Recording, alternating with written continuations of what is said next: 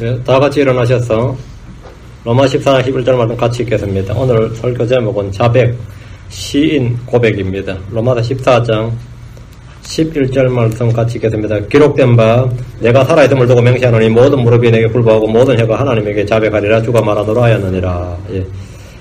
기록된 바 이랬죠. 여기 자백하리라, confess입니다. 자백, 시인, 고백. 한국말로는 구별되어 있는데 영어로는 다 똑같습니다. 우리말은 이제 뉘앙스가 차이가 있어요. 자백, 시인, 고백입니다. confess. 오늘은 이걸 하겠습니다. 잠깐 기도하겠습니다.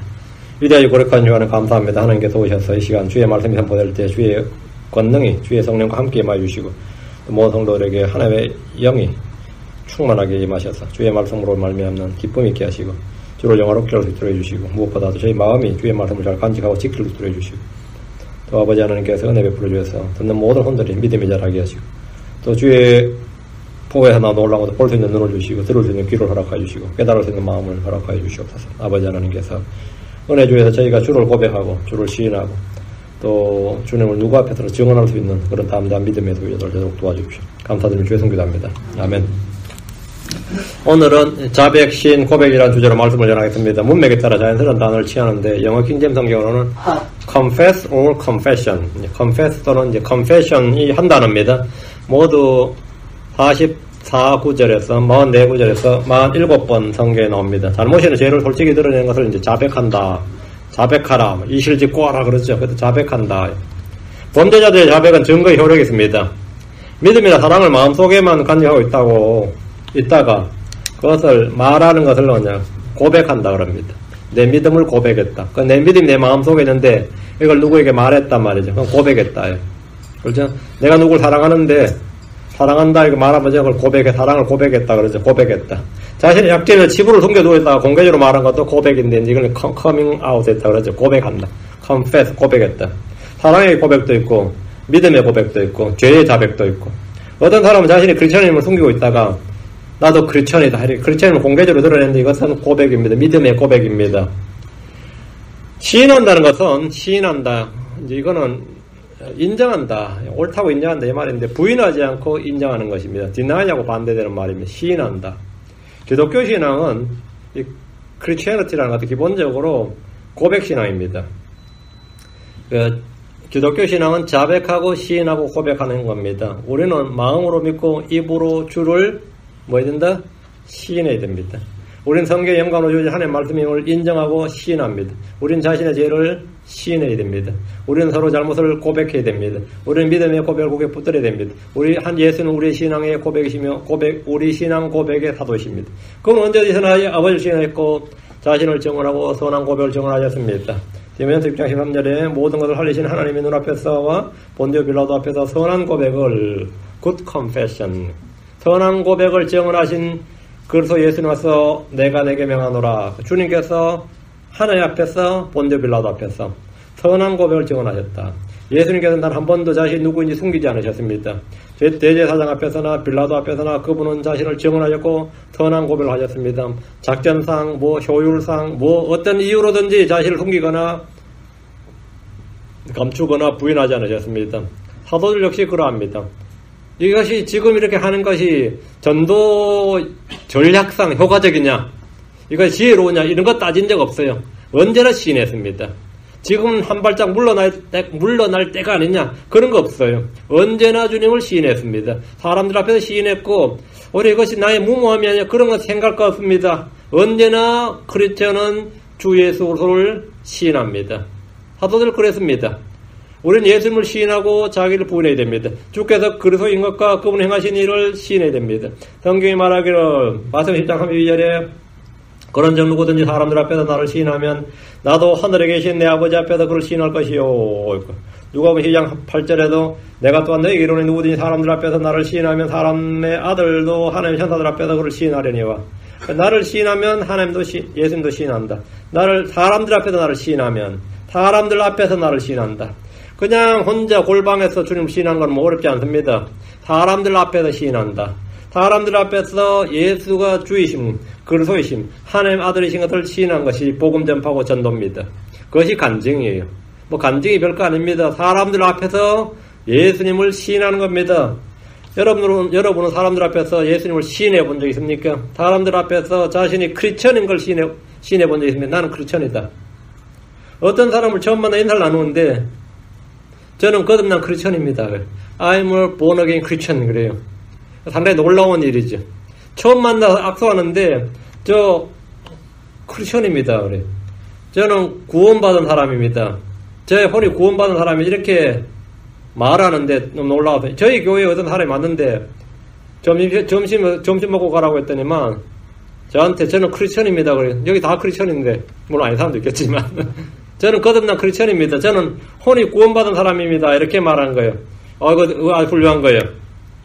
자신이 크리스천임을 공개적으로 사적으로 시인하고 드러낸 걸 부끄러워하지 마십시오. 부끄러워하지 마세요. 저는 거듭난 구원받은 성도입니다. 이건 미국에 예전에 역대 대통령 중에서 지미 카터라는 사람이 있습니다. 지미 카터라는 사람이 자기는 크리스천이라 그러세요.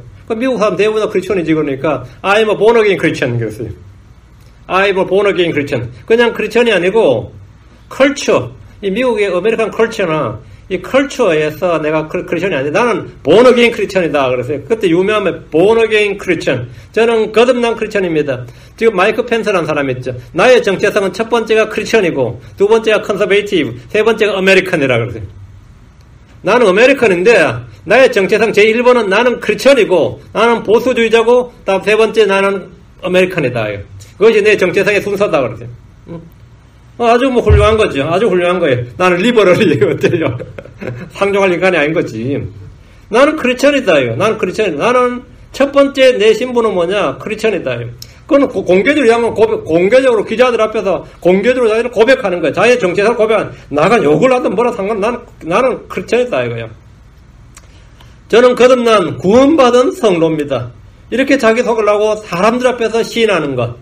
이 교회 방문자들 중에도 그런 사람이 거의 없습니다. 이름도 잘 말하지 않고 전화번호 물으면 왜 묻느냐 식도 그런 사람도 있습니다.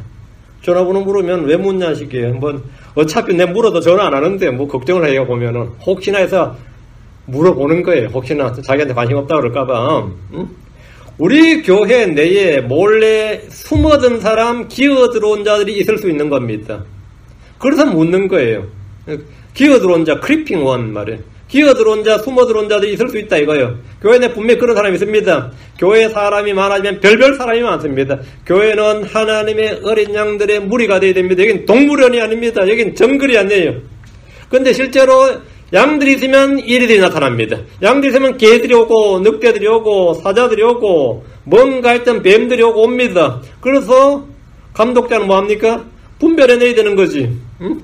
요놈이 개인지 돼지인지 뭐 이런 거 알아내야 될 거 아니에요. 그래서 물어보는 거예요.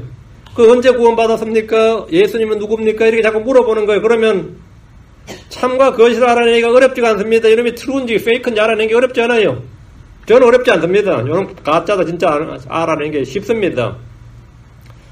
그래서 거기에서 나오는 리액션을 보면 알 수 있습니다. 이놈이 진짜 본어게인 크리스천인지 아닌지는 내가 복음을 증언해보고 예수를 증언해보고 시인하게 해볼 때 그 리액션을 보면 쉽게 알 수 있어요. 사람들 앞에서 그분을 시인하고 자신이 누구인지를 고백하는 것은 빛 가운데서 교제하는 겁니다. 자신이 믿는 바가 무엇인지 고백하는 것은 이상한 일이 아니라 교회에 오면 당연히 해야 될 일입니다. 그건 당연히 해야 될 일입니다. 저는 그래요. 언제나 난 크리스천이고 킹제임스 성경을 믿는 바이블 빌리버라고 그래요. 난 바이블 빌리버다. 성경을 기록된 대로 문자 그대로 1.1에게 오류가 없다고 믿는 근본주의자네. 그럼 근본주의자 맞다고. 난 근본주의 펀더멘털리스트 맞습니다. I'm 펀더멘털리스트. 나는 베프티스트입니다. 저는 베프티스트예요. 난 틀림없습니다. 아닌 척하고 있지 않습니다. 난 맞아요. 목사님이셨네가 맞다 그래요. 목사님이셨네. 맞습니다. 성도들이 해야 할 일이 주를 믿은 후에 그분을 시인하는 겁니다. 그분을 시인하는 겁니다. 사람이 누구든지 마음으로 주를 믿고 시인하는 것이 구원입니다. 로마 10장 9절 10절에 내가 만일 내 입으로 주 예수님을 시인하고 하나님께서 그분을 죽은 자들로부터 살리신 것을 내 마음속으로 믿으면 구원을 받으리라. 구원을 받으리라. 사람이 마음으로 믿어 의에 이르고 입으로 시인하여 구원에 이르느니라. 입으로 시인하여 마음으로 믿고 입으로 시인하여 마음으로 믿고. 예. 입으로 시인하여 구원에 이르는 신앙은 것. 크리스천의 신앙은 뭐 고백신앙이에요. 마음으로 믿는 것을 입으로 시인한 것이 믿음의 고백입니다. 주께서 내 안에서 행하신 일을, 주께서 나를 위해서 행하신 일, 내 안에서 행하신 일을 증언하는 것이 선한 고백이고 간증입니다. 우리는 예수님이 나의 주이신 것과 내가 주의 종인 것을 시인합니다. 주를 시인하는 일은 구원 이후에도 계속됩니다. 우리는 그분을 따르는 제자가 되기 위해서 날마다 자기를 부인해야 되지만 대신 사람들 앞에서는 날마다 주를 시인해야 됩니다. 네 크리스천이라면 그럼 성경 믿겠네. 그래, 당연히 믿지. 네 크리스천이라면 성경 믿겠네. 믿지. 기도도 하겠네. 하죠. 그럼 교회도 가겠네. 가죠. 응? 그럼 동성애 반대하겠네? 그럼 당연히 반대하죠. 당연히 반대하지. 응? 그럼 너는 보수주의자겠네? 당연히 보수주의자지. 네 우파겠네? 당연히 우파지. 크리스천이 좌파대. 당연히 우파지. 뭐 물어볼 필요가 없는 거지. 그걸 왜 물어봐? 그러면 미국 현행법하고 뭐가 안 맞지 않느냐? 안 맞지, 당연히. 우린 세상과 당연히 안 맞습니다. 미국 법과 안 맞아요. 맞을 수가 없지. 맞으면 크리스천이 아닌 거지. 어떻게 맞을 수가 있어요? 이 세상 살기 상당히 불편하겠네. 당연히 불편합니다. 어렵습니다. 왜? 당연한 거면 당연한 거예요. 우린 예수님이 나의 주이신 것과 내가 주의 종인 것을 시인합니다. 당연히 시인합니다. 주를 시인하는 일은 구원 이후에도 계속됩니다. 우리는 그분을 따른 자가 되기 위해서 날마다 자기를 부인합니다. 그러나 사람들 앞에서 부인하지 않습니다. 사람들 앞에서 주를 부인하거나 사람들 앞에서 내가 크리스천이 아니라고 하거나 사람들 앞에서 내 자신을 부인하지 않습니다. 그것이 나에게 불이익이 닥칠지라도 욕을 먹을지라도 꼴통 소리를 들을지라도 말이죠. 뭐 계속 소리를 듣든 무슨 소리를 듣든 나는 부인하지 않습니다. 기독교 신앙은 기본적으로 고백신앙이에요. 고백신앙이에요. 성경 말하길 누가복음 12장 9절에 사람들 앞에서 나를 부인하는 자는 하나님의 천사들 앞에서 부인을 당하리라 했습니다. 사람들 앞에서 나를 부인하는 자는 하나님의 천사들 앞에서 부인을 당하리라 했습니다. 사람들 앞에서 나의 주, 나의 하나님, 나의 왕이 있다는 사실을 고백해 보십시오. 나에게 육신의 아버지의 하늘의 한 분 아버지가 있다는 사실을 누군가에게 고백해 보십시오. 나에게는 있다. 그분이 예수란 이름에 그리스도임을 고백해 보십시오. 반이 아주 희한할 겁니다. 각양다양한 반이 나올 거예요. 복음 전도란 사람들 앞에서 주를 시인한 것입니다. 유대사에서 예수를 주요 그리스도로 시인하면 그는 붙잡혀서 감형하거나 도시에서 추방되거나 죽임을 당하기도 했습니다. 해당에서 출애된다는 말은 시민권 박탈이란 말입니다. 로마 시대에 크리스천들이 어떤 박해를 받았는지 역사를 한번 보십시오. 지금 무슬림 국가에서 누가 예수님을 시인하면 그는 종교재판에 해부되거나 처벌을 받습니다. 공산주의 국가인 북한에서 누가 예수님을 시인했다가는 정상적인 사회생활을 하는 것이 전혀 불가능할 겁니다. 그건 목숨 내놓고 하는 일입니다. 대환란대 적그리스도가 통치하는 시대에 누가 주 예수를 시인하는 것은 순교를 각오해야 되는 일입니다.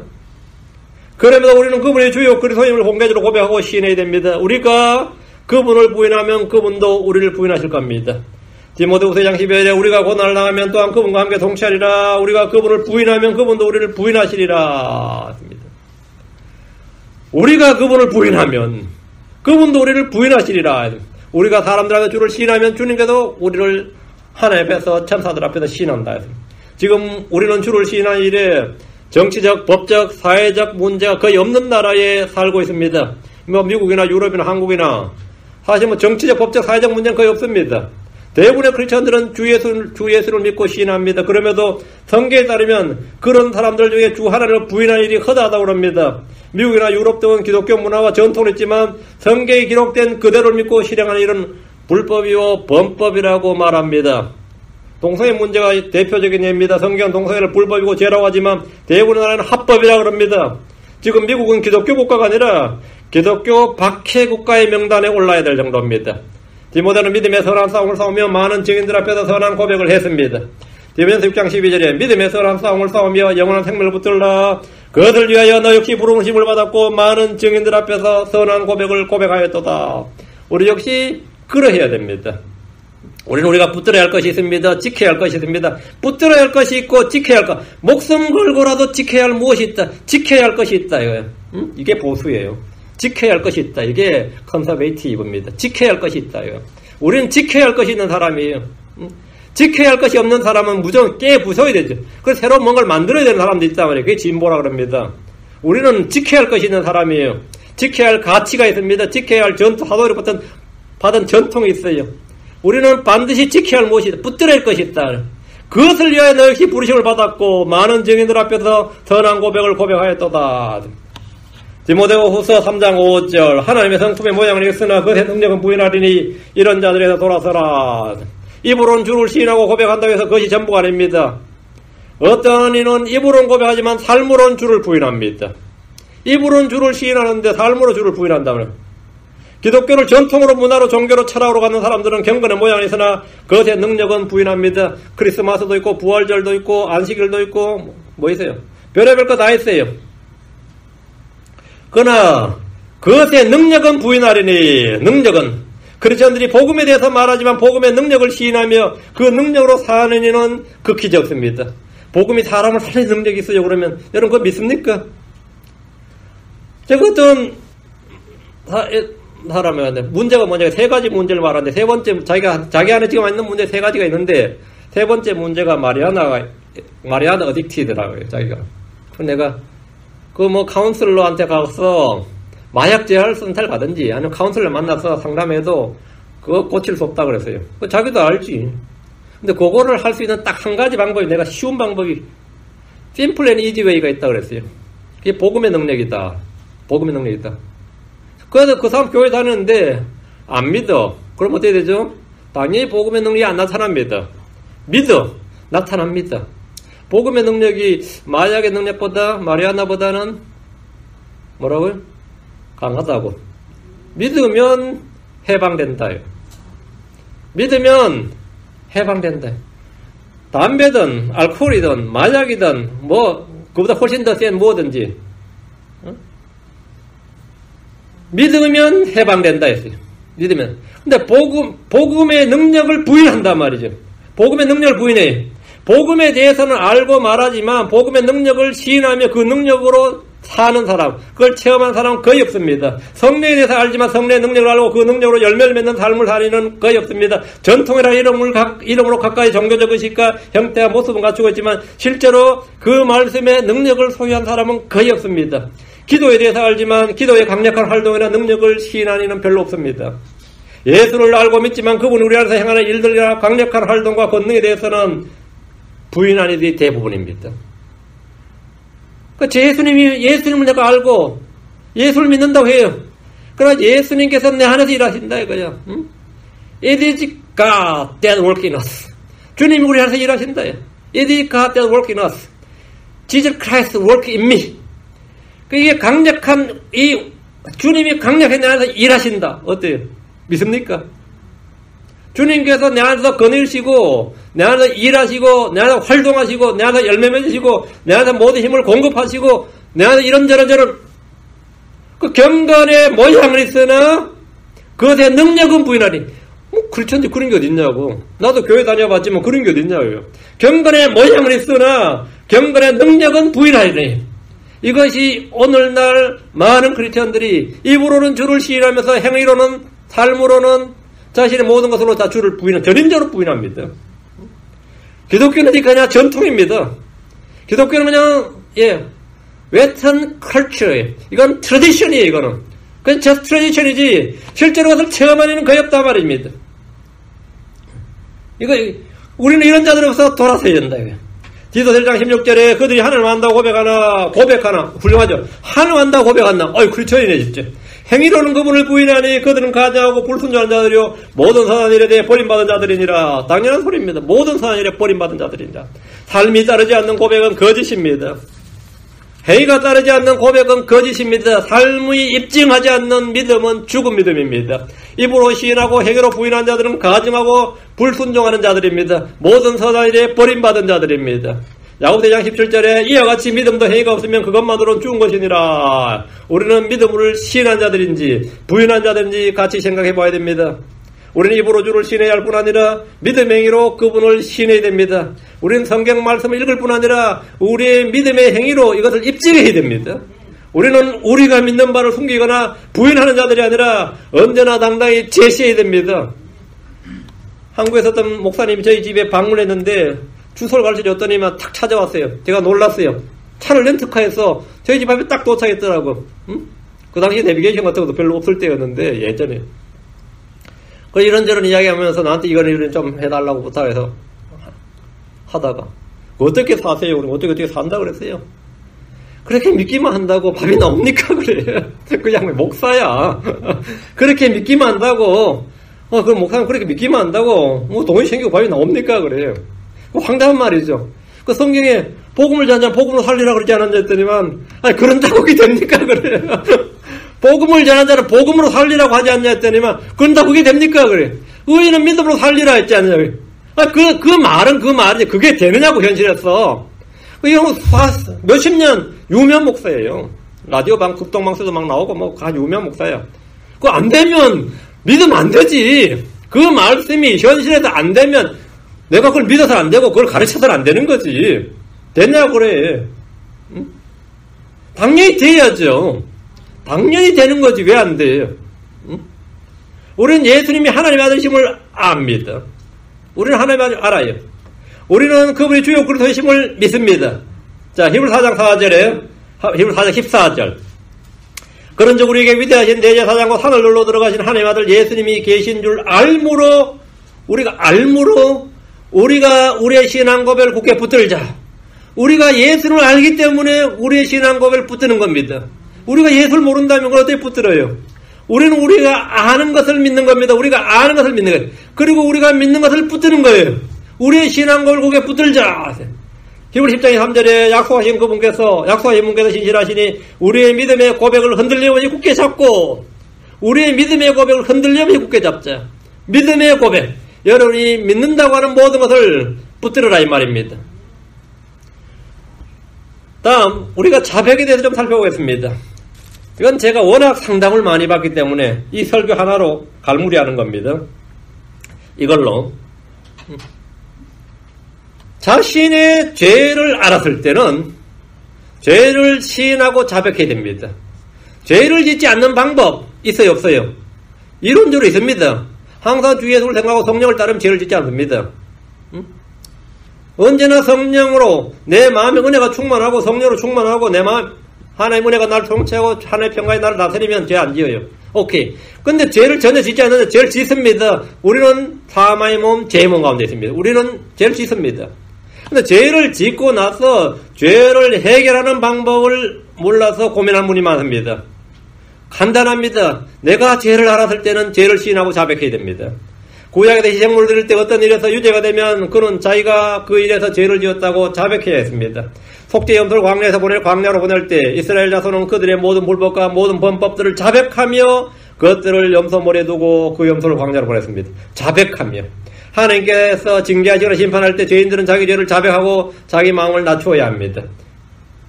요수아는 아간에게 주 이스라엘 하나님께 영광을 돌리고 그분께 자백하며 내가 행한 일을 내게 고하라. 그 일을 내게 숨기지 말라. 고하라. confess. 숨기지 말라. conceal not. 숨기지 말라. 드러내라고 말이죠. 히스기야는 화평한 물을 드릴 때 하나님께 자백하는 말을 했습니다. 에스라는 기도할 때 자백했습니다. 백성들이 에스라 주변으로 모여들자 에스라는 그들에게 하나님께 죄를 자백하고 그분이 기뻐하신 일을 행하라고 했습니다. 캐톨릭은 사제들에게 죄를 자백하라고 합니다. 사제들에게 자백하는 거 아닙니다. 하나님께 자백하는 겁니다. 성경은 하나님께 죄를 자백하라고 합니다. 형제들의 잘못을 했다면 그 형제에게 잘못을 시인하고 자백하면 됩니다. 사제들에게 가서 죄를 자백해야 되는 거 아닙니다. 목사님에게 해야 되는 거 아니에요. 느헤미야서에는 이스라엘 백성들이 반복해서 죄와 불법을 자백하는 장면이 나옵니다. 자백은 회개의 시작입니다. 자백은 주의 긍휼을 얻기 위해서 해야 될 첫 번째 일입니다. 자백은 관계 회복을 위한 것입니다. 이는 부부관계나 부자지간이나 형제들 간에도 마찬가지입니다.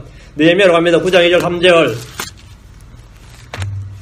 느헤미야 9장 2절 3절 이스라엘의 씨가 모든 타국인으로부터 자신을 분리하고 일어서서 자기 죄들과 자기 조상들의 불법들을 자백하니라. 자기 죄들과, 이거 당연하죠. 자기 조상들의 죄는 불법을 왜 자백한 겁니까? 자기 죄들과 자기 조상들의 불법들을 자백하니라 했잖아요. 이스라엘 백성들이 자신을 분리하고 일어서서 자기 죄들과 자기 조상들의 불법들을 자백하니라 confess 했단 말이죠. 그 자기들 죄는 자기들 지은 것도 있지만 자기 조상들로부터 물려받은 게 굉장히 많습니다. 그 옛부터 이렇게 늘 우리가 해왔다 말이죠. 이걸 단절해야 된단 말이죠. 우리 조상들도 우리 아버지부터 이렇게 해왔고 우리는 그렇게 배워왔단 말이죠. 이건 관습이 되었고 어느덧 풍습이 되었고 전통이 되었습니다. 이것들을 자백했다는 말입니다. 또 그들이 낮에 4분의 1 동안은 자기 자리에 있어서 주 자기들 하나님의 율법책에서 낭독하고 성경 읽기죠. 또 4분의 1 동안은 자백하며 죄를 자백을 얼마나 했다는 거예요? 낮에 4분의 1, 낮에 12시간입니다. 4분의 1, 3시간을 죄를 자백했다는 거예요. 주 자기에 대해 하나님께 경배하니라. 주 앞에서 자신의 죄를 시인하고 자백하면 용서를 받습니다. 다윗은 율법에서 반드시 죽이라고 하는 죄를 지었습니다. 그는 처음에 죄를 숨겼습니다. 시편 32편 3절 4절에 내가 잠잠할 때 하루 종일 신음하였으므로 내 뼈가 쉬하였나니 밤낮으로 주의 손이 나를 무겁게 누름으로 내 진액이 여름감으로 변하였나이다. 세알라. 이게 뭔 말이에요? 숨겼다 이 말이에요. 숨겼다. 그러나 내 혼이 내 뼈가 쉬하였나니 그렇죠. 밤낮으로 주의 손이 나를 무겁게 누름으로 내 진액이 여름 감옥으로 변하나이다. 죽을 지경이었다 이 말이에요. 그런데 그걸 어떻게 해결했습니까? 어떻게 해결해요? 주께 죄를 시인하고 주께 범법들을 시인했습니다. 시인하는 겁니다. 자백하는 거예요. 시편 32편 5절 내가 주께 내 죄를 시인하고 내 불법을 숨기지 아니하며 또 이르기를 내 범법들을 주께 자백하리라. 시인하고 숨기지 않으며 자백하리라 하였더니 주께서 내 죄의 불법을 용서하셨나이다. 세일라. 용서하셨나이다. 그가 한 일은 선행이나 고행이나 희생물 드린 것이 아니라 시인하고 고백한 것이 전부입니다. 만약 우리가 이 자리에서 자신의 죄를 다 시인하고 고백한다면 이 시간에 그거 한다면 이 자리는 마치 지옥의 뚜껑을 열어놓은 것 같을 겁니다. 사람은 뭐 40명도 잘 안 되는데 여기 사람들이 다 자기 죄 자백하고 이 시간 공개적으로 막 자백하고 시인하고 자백하고 하면은 뭐 난리가 날 겁니다. 다 난리가 날 거예요. 근데 그렇게 자백하려 하였더니 말이에요. 다윗은 했어요. 했더니 주께서 내 죄의 불법을 용서하셨나이다. 시인하고 자백하는 것이 바로 용서의 근거가 되고 전제 조건이다 말입니다. 그가 한 일은 선행이나 고행이나 율법에 따라 희생물 드린 것이 아니었습니다. 시인하고 자백한 것이 전부입니다. 다윗은 시편 51편 3절에 내가 내 범법들을 시인하오니 내 죄가 항상 내 앞에 있나이다 라고 하며 죄를 시인하고 자백했습니다. 오늘 목사들이 다윗을 닮아가지고 좀 죄를 자백했으면 좋겠는데 계속 숨기죠. 오히려 피해자한테 덮어씌우기도 하고 요즘 뭐 신문에 자주 나올 때 보니까 유명한 목사들 막 사고 쳐가지고는 딱 잡아떼고 변호사 선임하고 난리 하는데 성경대로 좀 자백하고 시인하라고. 그럼 뭐 한다고요? 예, 긍휼 얻는다고. 죄들을 자백하고 버린 자는 긍휼 얻습니다. 불법을 용서받습니다. 우리의 범법들은 사람들 앞에 숨긴다고 없어지는 것이 아닙니다. 그건 죄의 해결책이 아닙니다. 다윗이 말하기를 내가 내 범법들을 시인하오니 시인한다, 자백한다, 고백한다 다 같은 말이에요. 내 죄가 항상 내 앞에 있나이다 했는데 그건 어쨌든 죄를 시인하고 자백했습니다. 죄들을 자백하고 버리는 자는 주의 긍휼을 얻습니다. 자문 28장 13절에 자기 죄들을 숨기는 자는 형통하지 못하려니와 누구든지 그것들을 자백하고 버리는 자는 긍휼을 얻으리라. 숨기는 자는 형통하지 못한다. 그것들을 자백하고 버린 자는 긍휼을 얻으리라 했습니다. 다윗은 율법 아래 있었지만 확실한 긍휼을 얻었습니다. 이 긍휼은 다윗 혼자에게만 예외적으로 적용된 것이 아니라 예수를 믿는 모든 사람들에게 주어진 긍휼입니다. 사도행전 13장 34절에 또 그분께서 그분을 죽은 자들로 살리시고 이제는 다시 썩음으로 되돌아가지 아니하게 하실 것에 관하여 같이 이르시되 내가 다윗에게 허락한 확실한 긍휼을 너희에게 베풀리라 하셨느니라. 내가 다윗에게 허락한 확실한 긍휼. 다윗에게 허락한 확실한 긍휼이 뭡니까? 다윗은 율법에서 반드시 죽일지니라는 죄를 지었습니다. 이건 속죄 허물이 없는 죄였습니다. 그래서 다윗이 뭐 제사장을 부르든 대언자를 부르든 뭐 성전에 올라가서 소나 양을 잡든 그건 소용없는 일이에요. 그건 속죄 허물이 없는 죄들이었습니다. 그건 성경에 반드시 죽이라고 하는 사형에 해당하는 죄였어요. 그런데 다윗이 아무것도 하지 않고 죄를 시인하고 자백했는데 주님께서 긍휼을 허락하셨습니다. 내가 죽지 아니하리라 이렇게. 이것을 뭐라 그러냐면 sure mercies of God. 하나님의 확실한 긍휼이라요. sure mercies. 확실한 긍휼. 다윗에게 허락하는 확실한 긍휼을 누구한테 베푼다고요? 다윗에게 베푼 긍휼을 너희에게 베풀리라. 우리는 모두 사형에 해당하는 죄고 반드시 지옥에 떨어져야 될 사람들인데 주 예수의 죽으심과 부활을 믿고 예수를 시인하면 내가 내 죄를 시인하면 주님께서 그 사람에게 확실한 긍휼을 너에게 베풀겠다요. 누구든지 주께 나와서 주의 복을 듣고 믿으면 주님은 다윗에게 허락한 긍휼을 그 사람에게 허락하십니다. 이사야 55장 3절에 너희는 귀를 기울이고 내게로 나와 들으라. 그리하면 너희 혼이 살리라. 내가 너희와 영존한 언약을 맺으리니 곧 다윗에게 베푼 확실한 긍휼이니라. 다윗에게 베푼 확실한 긍휼. 하나님께서 다윗에게 긍휼을 베푸신 이유는 모든 사람을 다윗처럼 다윗에게 베풀어 반드시 죽어야 할 죄인들에게 아무 공로 없이, 아무 행위 없이, 아무런 율법의 행위 없이 그냥 죄를 시인하고 자백하는 것, 하나님께 죄를 시인하고 자백한, 내가 죄인으로서이다, 나를 구원하소서, 나를 용서하소서, 이 하나로 용서한다 이거예요. 이 하나로. 이것을 보여주는 샘플이 다윗이. 그러니까 내가 이 긍휼을 너희에게 베푸라. 너희에게, 너희와 내가 곧 다윗에게 베푸는 확실한 긍휼. 우리가 주께 죄를 시인하고 자백함으로 받은 긍휼이 다윗에게 허락한, 다윗에게 베푼 긍휼입니다. 확실한 긍휼입니다. 여러분은 죄에 대한 해결책이 있습니다. 여러분 모두가 죄에 대한 해결책이 있어요. 이것은 여러분 그냥 단지 받기만 하면 되는 겁니다. 많은 이들이 죄를 지을 줄은 알지만 그걸 죄에 너무나 익숙합니다. 죄를 짓는 데 너무 익숙해요.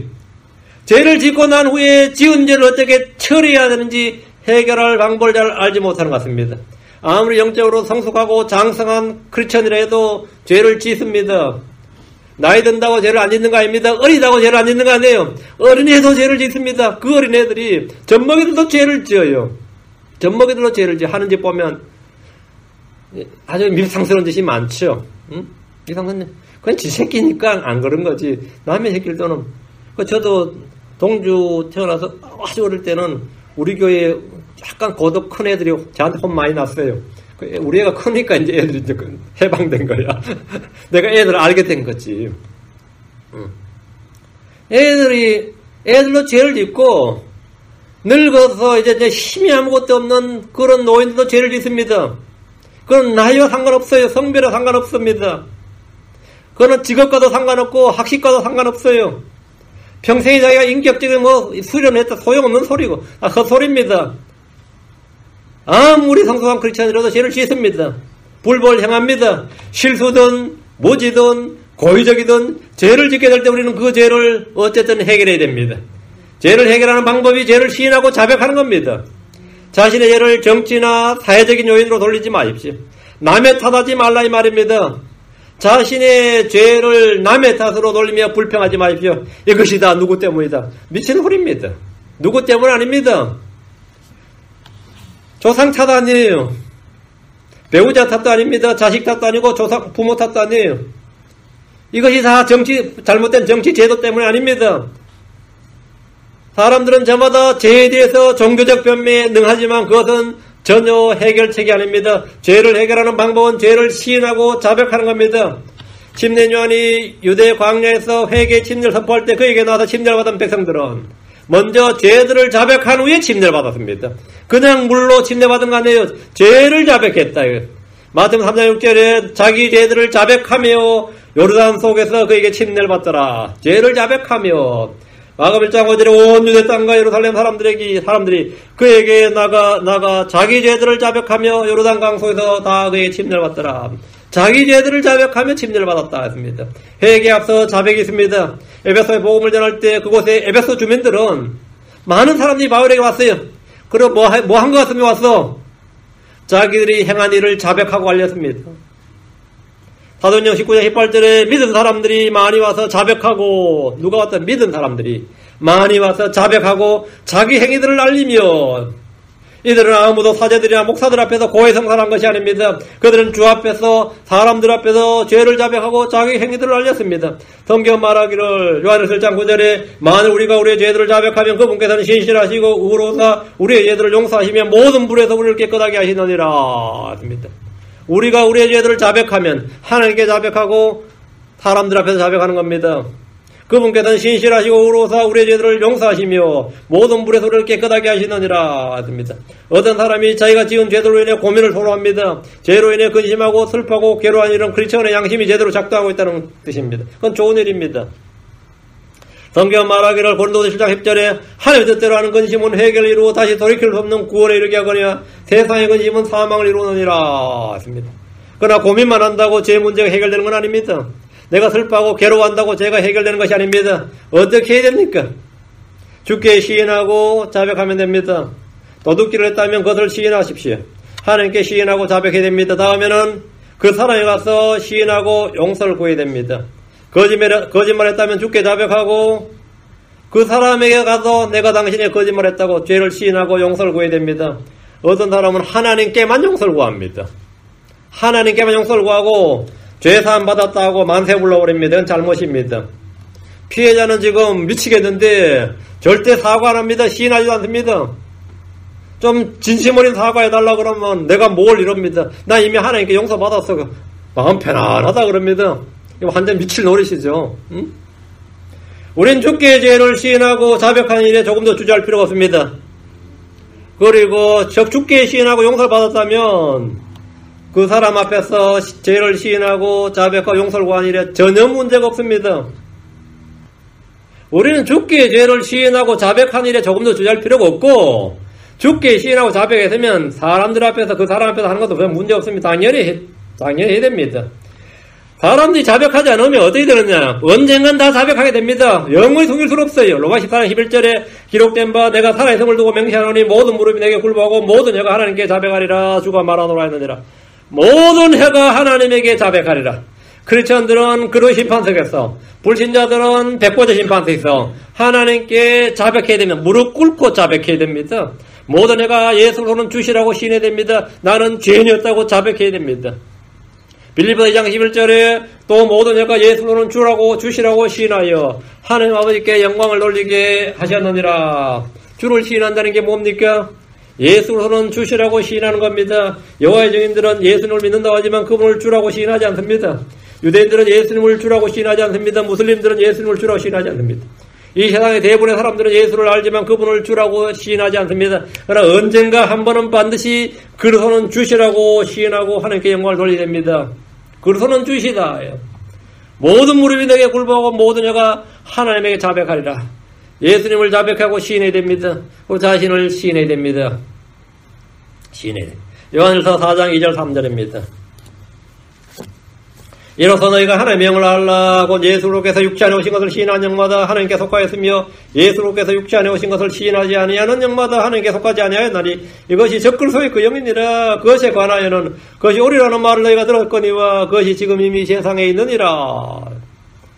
시인하느냐 시인하지 않느냐. 뭘? 예수로께서 육체 안에서 오신 것을 시인하는 영, 그렇지 않는 영. 그것이 영분별입니다. 예수를 믿고 시인한다는 것은 그분이 육체 안에 오신 것, 말씀이 육신이 되신 분이고 하나님께서 사람이 되신 것을 시인한 것입니다. 예수님은 처음부터 계셨던 하나님인데 사람의 본성을 취하시고 아브라함의 씨를 취하셨습니다. 그분은 자기 위에 종의 형체를 입으셨습니다.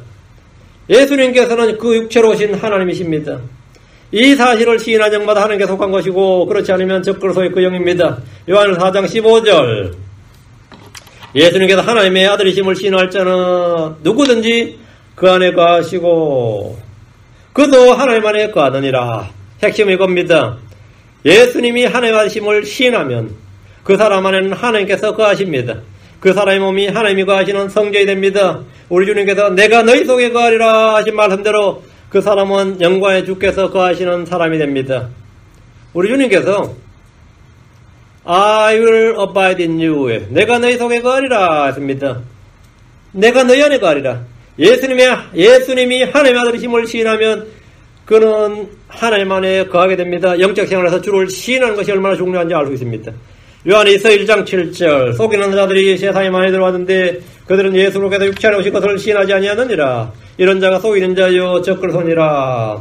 우리는 하나님이 육체로 오신 분, 말씀이 육시 되신 분, 영이신 하나님께서 사람이 되신 분, 그분이 예수님이라고 시인합니다. 예수님이 하나님이라고 시인한 것 믿고 시인한다요. 하나님이 사람이 되었고 그 사람이신 예수님이 하나님이심을 시인한다요. 그렇지 않으면 속이는 자들이고 속은 자들에 불과합니다. 우리가 주를 시인한다는 것은 주의 어떠하심을 성경의 기록대로 시인하는 겁니다. 주를 시인하고 주께 자기 죄를 시인하지만 때로는 거짓 고백이 있습니다. 내가 죄를 지었노라 하는데 그게 거짓 고백이 하나님은 속지 않습니다. 사람들은 속을지 몰라도 하나님 속지 않습니다. 파라오는 자기 죄를 시인하고 고백했습니다. 이집트의 파라오 말이에요. 그럼 그가 죄 용서를 받고 하나님께 긍휼을 얻었습니까? 아닙니다. 출애굽기 갑니다. 10장 6절 7절 이때 파라오가 모세와 아론 앞에서 걸작의 말을 한번 하지. 아주 놀라운 신앙 고백을 합니다. 출애굽기 10장 16절 17절이에요. 출애굽기 10장 이 파라오가 모세와 아론을 급히 불러 이르되 내가 주 너희 하나님과 너희에게 죄를 지었으니 여보요. 내가 주 너희 하나님과 너희에게 죄를 지었다. 내가 죄를 지었다. 파라오가 지금 죄를 고백하고 있어요.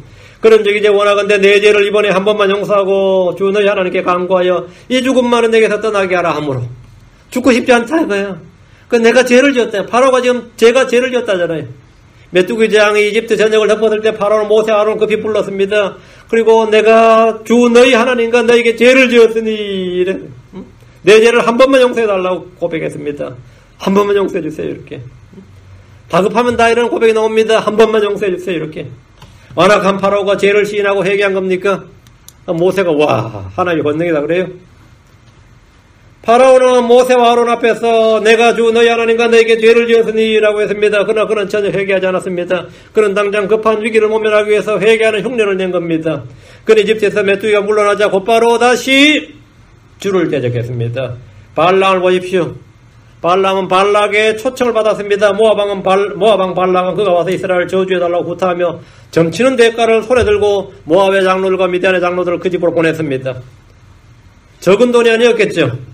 왕이 직접 장로들 손에 돈을 들여서 보냈어요. 성금으로. 보냈어요. 그러나 주께서는 그가 가는 걸 허락하지 않으셨습니다. 그러자 발락은 그들보다 더 존귀한 자 통치자들을 다시 더 많이 보냈습니다. 진심으로 극진하게 모시라 이거죠.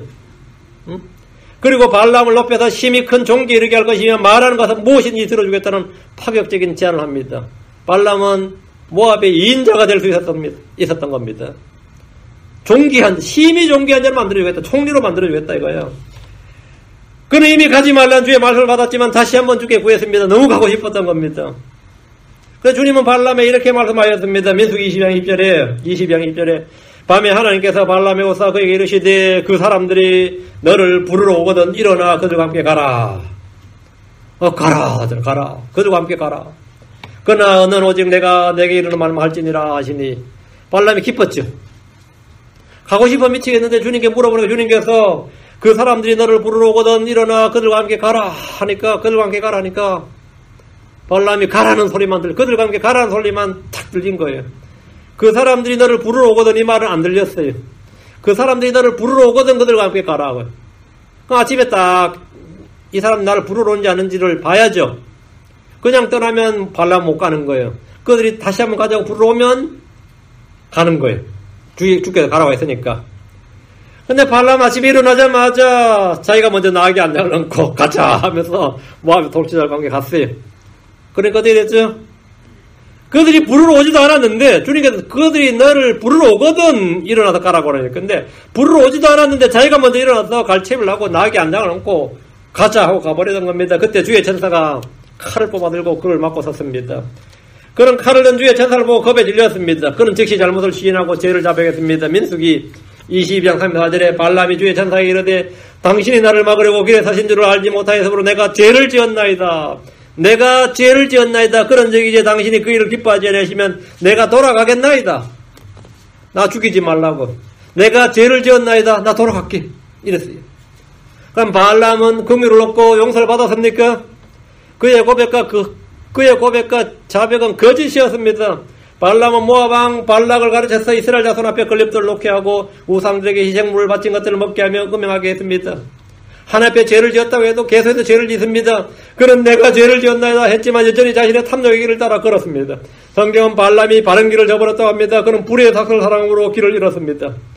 베드로서 2장 15절에 그들이 바른 길을 저버리고 보솔의 아들 발람의 길을 따르며 길을 잃었도다. 그는 불의의 삭을 사랑하였으나 오늘 교회 내에 발람의 아들처럼 발람처럼 이렇게 불의의 삭을 사랑해서 목회한 사람들 얼마나 많습니까? 바른 길을 저버리고 탐욕을 따라 걷는 사람들, 하나님께서 뭐라고 말씀하시니 듣기는 하는데 반만 듣는 사람들, 아픈 떼부로 자기 좋은 것만 들어서 그것만 가지고 설교하고 그것만 가지고 외치고 그것만 가지고 사업하는 사람들 수두룩합니다. 그들은 다 발람의 후예들입니다. 그런 일이 터질면 내가 잘못했나이다 하고 막 금식하고 회개하고 난리를 치는데 다 거짓 고백입니다. 그건 어떻게 할 수 있냐? 제발 하는 걸 보면 알 수 있어요. 계속 그 길로 간단 말이죠. 발람은 모압왕 발락을 가르쳐서 이스라엘 자손 앞에 걸림돌을 놓게 하고 우상들에게 희생물로 바친 것들을 먹게 하고 또 음행하게 했습니다. 그는 내가 죄를 지었나이다라고 했지만 여전히 자신의 탐욕의 길을 따라 걸었습니다. 걸었어요. 그는 대가를 바라고 잘못을 따라 탐욕을 내며 달려갔습니다. 유다서 1장 11절에 그들에게 화가 들지어다 그들이 가인의 길로 갔으며 대가를 바라고 발람의 잘못을 따라 탐욕을 내며 달려갔고 고라의 반역 가운데서 멸망하였도다. 그 가인과 발람과 고라의 반역, 가인의 길, 발람의 길, 고라의 반역이죠. 이 트리플 A입니다. 그는 자신의 잘못과 죄를 고백하고 시인했지만 죄를 버리지 않았습니다. 돌이키지 않았습니다. 그는 그의 자백과 시인과 고백은 거짓이었습니다. 오늘날 교회도 발람의 길, 발람의 잘못을 따라 걷는 일이 많습니다. 주님은 교회 내에 발람의 교리를 붙잡는 자들이 있다고 하셨습니다. 계시록 2장 14절에 그러나 내가 너를 책망할 것이 몇 가지 있나니 이는 거기에 발람의 교리를 붙잡는 자들이 내게 있기 때문이로다. 그가 발람을 가르쳐 이스라엘 자손 앞에 걸림돌을 놓게 하고 우상들의 희생물로 바친 것들을 먹게 하며 도금행하게 하였느니라. 근데 이 교리를 붙드는 자들이 있다 이거 교회 내에. 거짓 고백과 거짓 자백은 해결에 이르지 못합니다. 사람을 속일 수 있어도 하나님은 아무에게도 속지 않습니다. 발람은 부활의 사건을 기획했고 이스라엘이 주를 대적하고 범법하게 했습니다. 이는 마이가 크리스천들이 하는 짓입니다. 우리는 모두 주께 복을 받은 자들입니다. 그런 우리가 넘어지고 재앙에 빠지게 하고 주의 징계와 심판을 받게 하는 방법은 스스로 올무에 걸려 자빠지게 하는 겁니다. 그게 마귀의 올무, 마귀의 관계입니다. 그가 죄를 시인한 후에도 주의 음성에 순종하지 않으므로 발람은 비참하게 죽었습니다.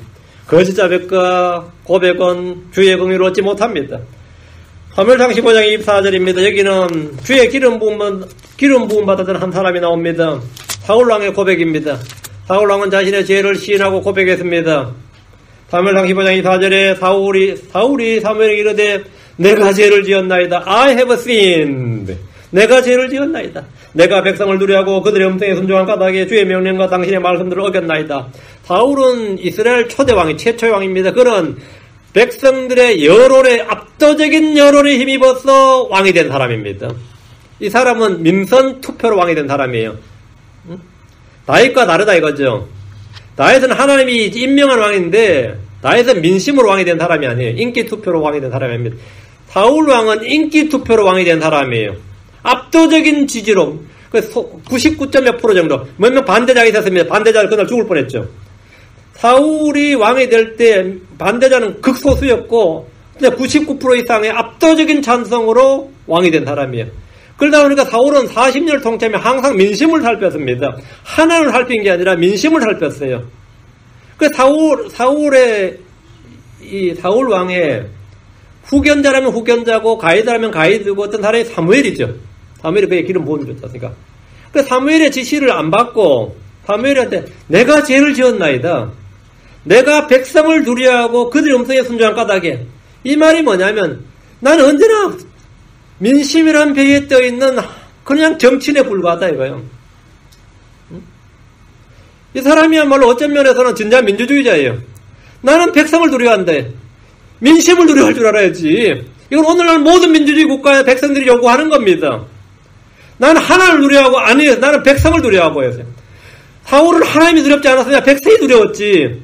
그는 하나님의 음성에 순종하지 않았습니다. 그들의 음성에 순종한 겁니다. 이게 인본주의입니다.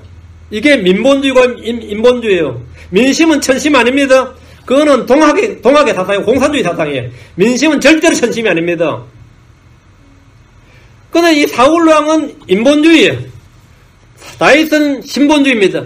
다윗도 40년 통치했는데 백성들이 그다지 인기가 없었습니다. 여러분 생각할 때 다윗은 백성들의 절대적인 지지를 받았던 것 같아요? 아닙니다. 언제 알았어요? 압살롬이 반역이 일으킬 때 알았어요.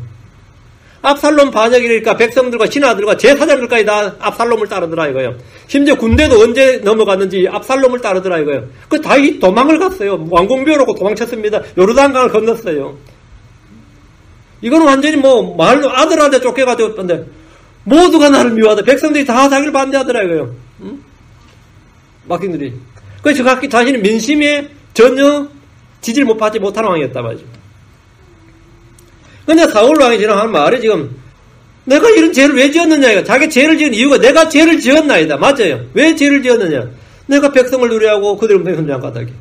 여러분이 사람을 누리하면 올무에 걸립니다. 여러분 사람을 누리하면 반드시 죄를 짓게 됩니다. 우리는 하나님을 두려워야 됩니다. 우리는 하나님의 음성에 순종해야 됩니다. 사람의 음성에 순종하고 목사가 성도들의 눈치 살피기 시작하면 죄를 짓습니다. 그때부터 설교가 무뎌지기 시작해요. 설교가 무뎌지기 시작한다 이거야. 우리 집 사람이 저한테 늘 하는 충고가 그겁니다. 칼날을 무너뜨리지 마라. 무디게 하지 말라 그래요. 지금 벌써 옛날보다 많이 무뎌진 것 같다는 거야. 벌써 옛날보다 많이 무뎌진 것 같다. 그러면 안 되는데 칼날을 무뎌지게 하지 말라. 하나님의 말씀에 진리의 검이 있어요. 양날상 검인데 이걸 무뎌지게 하면 됩니다. 그건 자신의 죄를 시인하 고백했어요. 내가 죄를 지었나이다. 그럼 왜 죄를 지었는지가 이야기했습니다. 그건 주의 명령과 당신의 말씀을 어겼나이다. 이 사울왕의 고백은 진실한 고백이었습니다. 그러나 그는 죄의 용서나 긍휼을 얻지 못했습니다. 그는 여전히 백성을 두려워했고 주의 음성에 순종하지 않았기 때문입니다. 그의 자백은 회개에 이르지 못했습니다. 이후에 그는 다윗을 죽이려다가 다시 한번 죄를 자백하는데 3월상 26장 21절 이에 사울이 이르되 내가 죄를 지었도다. 내 아들 다윗아 돌아오라. 이날 내 눈이 내 혼을 귀중히 여겨선즉 내가 다시는 너를 해하지 아니하리라. 보라 내가 어리석게 행하고 크게 잘못하였도다. 내가 죄를 지었다. 잘못했다. 사울 보면 반성문을 잘 써요. 사울왕은 반성문을 잘 썼단 말이야. 반성문을 잘 쓰는 사람이. 나도 이랬는데.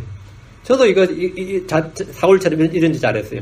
잘못했다 그러고, 그러면 듣는 사람 입장에서 어떻게 생각하세요? 버릇이다 그러지. 버릇이다 그래요.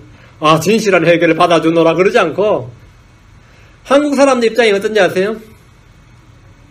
말을 하면 믿어줘야 되는데, 내가 내 마음에 양이 찰 때까지 안 받아줍니다. 일본이 한국한테 반성한다 소리를 지금 수십 년째 하고 있습니다. 근데 한국은 안 받아주면서 말하니까 진심 어린 사죄를 하라잖아요. 그러니까 일본 수상이 돌아버리는 거죠. 대체 얼마나 해야 진심 어린 사죄가 되느냐 그러니까. 그래 하루속에 천황을 요구를 했어요. 그래 천황이 통절한 사죄를 한다 그랬어요. 그게 천황이 할 수 있는 최고의 표현이야. 일본 천황이 할 수 있는. 그래서 내가 통절한 애곡을 표하노라 하니까 한국이 뭐라 그랬어요? 또 립서비스한데 그랬어요. 안 받아. 한국은 일본이 무슨 사과를 해도 안 받아줍니다. 그 천황이 그럼 직접 한국에 와가지고 무릎을 꿇었으면 어떨까 이제 이런 제안이 이제 양국에 이제인데 일본 어림없는 소리지. 말 같은. 일본은 한국의 패전국이 아닙니다. 연합국의 패전국이지. 한국의 패전국이 아닌데 한국은 지금 일본한테 뭘 요구하냐면 일왕이 와서 한국에 패한 것 같은 예를 갖추라는 거예요. 그건 말이 안 되는 소리야. 근데 그렇게 하지 않으면 한국은 절대 용서하지 않겠다 이거예요. 그 일본도 이제 지금 포기했죠. 용서 받을 생각하지 말자. 우리는 이미 한국으로부터 용서받을 생각하지 말자. 이래 된 거예요. 한국은 용서할 의사가 없고 의지가 없다 이거예요. 뭐 일본도 사죄할 마음이 있는지 몰라도 형식적으로는 다 갖출 만큼 했는데 안 된다 이거죠. 그런데 늘 우리가 드는 예가 뭐냐면 독일이에요. 독일처럼 하라는 거야. 독일처럼. 독일이 어떻게 했는데요? 독일 사과 안 합니다. 독일은 유대인한테만 사과했습니다. 독일이 침범한 나라가 얼마나 많아요. 독일이 죽인 사람이 얼마나 많습니까? 독일은 바로 옆에 있는 폴란드하고 유대인한테만 사과했어요. 그 다른 어떤 나라에도 일절 사과 안 합니다. 절대 사과 안 합니다. 사과 안 해요. 독일처럼 하라 그래요. 독일처럼. 독일은 자신들의 이득이 되는 건 그게 국제정세입니다. 근데 사울이 꼭 그래요. 그래 이렇게 사과도 하고 반성도 하고 잘못했다 그러고 어리석게 행하고 그냥 잘못했다 안 하고 내가 크게 잘못했다. 크게 잘못했다. 그러면 이 사람 말은 어떻게 되는 거죠? 긍휼을 있고 주의 긍휼을 있고 용서를 받아야 되는데 사울은 그렇게 했었는데 말년에 주와 교제가 완전히 단절되어 버렸습니다. 그런 위기의 때에 주께 여쭈었으나 주께는 그에게 아무 것으로도 대답하지 않으셨습니다. 3월상 28장 6절에 사울이 주께 여쭈었으나 주께서 꿈으로도 우림으로도 대언자로도 그에게 대답하지 아니하시니라. 꿈으로도 우림으로도 대언자로도 그에게 사울이 기도를 안 한 게 아니에요. 주께 여쭈었으나 사울은 주께 기도했습니다. 잘못했다 했어요. 내가 죄를 지었다 했습니다. 근데 주님께서는 대답하지 아니었더라. 그는 주께 기름 부음 받은 왕이었으며 사울은 성령을 받았고 그는 대언자들처럼 대언했습니다. 그는 주의 영이 임해서 다른 사람으로 변하기도 했습니다. 사무엘상 10장 6절에 또 주의 영께서 내게 임하시려니 너는 그들과 함께 대언을 하고 다른 사람으로 변하리라. 사울이 이런 처음 있는 사람입니다. 그런 그가 기도했는데 주님은 그에게 어떤 식으로도 대답하지 않으셨습니다. 대답하지 아니하시니라 하십니다. 그는 죽은 사무엘을 불러내기 위해서 접신한 여자를 찾았습니다. 이스라엘의 초대왕으로서 40년간 통치했던 사울은 결국 자살로 생을 마감했습니다. 자살로 생을 마감했대요. 칼로 자기를 찔러야 되는데 용기가 안 나서 칼을 세워두고 그 칼에 자기가 그냥 한 거예요. 그래서 죽었는데 칼에 찔리긴 했는데 여러분도 아시다시피 칼에 찔린다고 금방 죽는 게 아닙니다. 어떤 경우는 몇 시간도 가요. 몇 시간도 가고 어떤 하루 넘기는 소리 됩니다. 제대로 찔리지 않으면 칼에 찔린 채 며칠 살아요. 칼에 찔려서 죽는 게 아니라 칼에 찔려서 파상풍으로 죽는 겁니다. 칼에 찔려서 그 상처가 파상풍으로 죽는 거예요. 그래서 사울이 보니까 이렇게 해서 안 죽으니까 칼은 찔렸는데 자기가 스스로 칼로 찔렀는데 안 죽으니까 자기 병기 맡은 종한테 좀 죽여달라고 부탁을 해요. 빨리 숨 좀 끌어달라고. 지금 찔려서 고통을 받고 있는데 좀 고통 안 받으려고. 사울이 그렇게 죽었습니다. 때로 사람들은 너무나 쉽게 내가 죄를 지었다고 자백합니다. 시므이는 압살롬의 반역으로 다윗이 도망을 갈 때 그를 보며 저주했습니다. 그의 저주는 독한 저주였습니다. 사무엘하 16장 7절 8절 하면 시므이가 저주하며 이같이 말하노라. 너 피를 흘리는 자여 너 벨리알의 사람이여 가거라 가거라. 주께서 사울의 집에 모든 피를 내게로 되돌리셨도다. 그를 대신하여 내가 통치하였으나 주께서 왕국을 내 아들 압살롬 손에 넘겨주셨도다. 보라 너는 피를 흘리는 자이므로 내 재난 속에 내가 빠졌느니라 하더라. 반박불가죠. 다윗이 말 듣고라도 참 기가 찰 노릇인데 반박할 말이 없네. 다 사실입니다. 다 사실이었어요. 그런데 이제 주께서 왕국을 내 아들 압살롬 손에 넘겨주셨다. 이 말하면 이제 네 아들한테 죽게 생겼다 이거. 그건 전부 다 네가 사람을 많이 죽이고 나쁜 짓 많이 해서 심판받는 거다 하면서 막 저주를 쏟아부었는데 사정이 변했어요. 당연히 압살롬이 다윗 죽이고 왕위에 오를 줄 알았지. 이때만해도. 왜? 압살롬의 군사력이 압도적이었고 압살롬에 붙은 제사장의 백성들이 훨씬 많았어요. 민심도 다 압살롬 편이었습니다. 군부도 압살롬이 장악했어요. 제사장들도 압살롬. 이 정도면 압살롬이 다윗을 질래야 질 수가 없는 전쟁이죠. 이거는 태종 이성계와 태종 이방원이 싸움보다 더 나은 거예요. 함흥에 있는 이성계를 여러분 함흥차 사람 말 아시죠? 태종 이방원이가 신하들을 함흥으로 보냈어요. 아버지를 모셔오라고. 근데 갈 때마다 다 죽었다 이 말이지. 그 함흥차 사람을 보내면 다 죽었다. 이성계가 아들이 보내는 아들이 보내는 사신들은 다 죽였다 이런 게 이제 함흥차 사람들 사실 정반대입니다. 이방원이가 수도서울에서 여전히 아직도 이성계를 존경하고 이성계를 따르는 사람들이 있는 걸 알고 가서 모셔오라 그러니까 이성계를 사모하던 사람들이 막 이성계한테 달려간 거예요. 다 죽여버린 겁니다. 이성계, 아직까지 이 서울 시내에 태조 이성계를 존중하고 사랑하고 따르는 놈들이 있구나. 나를 따르지 않고 아버지를 따르는 놈들이 있구나. 그러니까 싸그리 죽인 게 함흥차사입니다. 그리고 이제 나중에 진짜 전쟁 반란이 일어날 때는 간단히 제압할 수 있었던 거죠. 이성계 무리들 싸그리 죽인 게. 그러놓고는 이성계가 죽였다 그런 거지. 아니, 태종 이방원이가 다 죽인 겁니다. 압살롬은 다윗과 붙었을 때 이보다 더 우월한 군사력을 가졌습니다. 그래 시므이가 생각할 때는 당연히 압살롬이 차기 왕이 되는 거죠. 근데 웬일이야 이게 일이 꼬이니까 다윗이 죽고 압살롬이 정권을 잡을 줄 알았는데 다윗이 살고 압살롬이 죽었어요. 이게 뭔 일인지 참. 그리고 압살롬의 나는 정변은 쉽게 진압이 되었습니다. 그때 시므이가 난리 났죠. 시므이가 어땠을 것 같아요? 친일파가 친미파로 변신하듯이 변신했어요. 친일파가 사는 방법은 뭐예요? 한국의 친일파를 살려준 사람들은 김일성입니다. 공산주의가 없었으면 친일파는 살 수가 없어요. 친일파가 살 수 있는 방법은 뭐예요? 반공을 하는 거예요. 이게 참 아이러니컬한 일이죠. 미국 사람 입장에서는 상관없거든요. 친일이든 뭐 상관없기 때문에. 이 미군주에서 다 친밀해버린 거예요. 친일이 졸지 친미가 되어버린 거죠. 시므이가 그랬습니다. 사무엘하 19장 10절에 내가 죄를 지은 줄을 왕의 종이 아나이다. 그러로 보소서 이날 요셉의 집에서 내가 가장 먼저 와서 내려가 내 주왕을 맞이하나이다.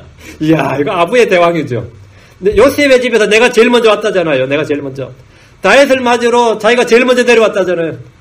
내가 죄를 지은 줄 왕의 종이 하는 내가 스스로 안 돼. 다윗 앞에 납작꿀 엎드리고 내 죄 지었다고.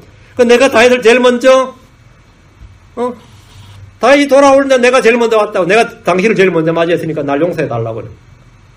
그는 시류의 자유자재로 변신했습니다. 다윗은 그날 그를 죽이지 않았지만 아들 솔로몬에게 유언으로 그를 죽여라 이렇게 유언을 남겼어요. 시므이를 죽여라 이렇게.